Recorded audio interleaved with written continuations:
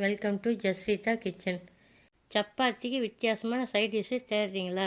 நான் முள்ளங்கி வச்சு செய்கிறேன், அதை ட்ரை பண்ணி பாருங்கள்.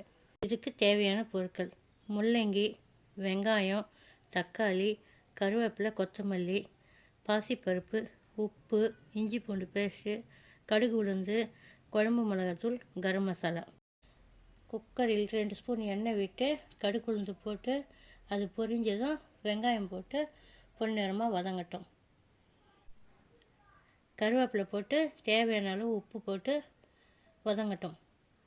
வதங்கியதும் தக்காளி போட்டு அது வதங்கட்டும்.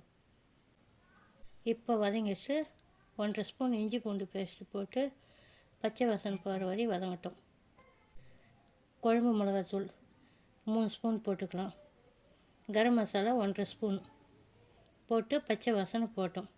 இப்போ முள்ளங்கி போட்டு நல்லா கொஞ்ச நேரம் வதங்கட்டும். முள்ளங்கி வதங்கிச்சு. கழுவி வச்சுக்கிற பாசிப்பருப்பு அதில் போட்டு தேவையான அளவு தண்ணி ஊற்றிங்கன்னா கொத்தமல்லி போட்டு குக்கர் மூடி 3 விசில் வரட்டும். விசில் அடங்கியதும் மூடி திறந்து கொத்தமல்லி போட்டு எடுத்தால் சப்பாத்திக்கு முள்ளங்கி கூட்டு ரெடி.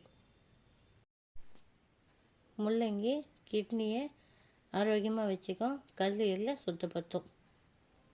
உங்களுக்கு எங்கள் பார்த்து தந்துட்டு பிடிச்சிருக்கோன்னு நினைக்கிறேன்.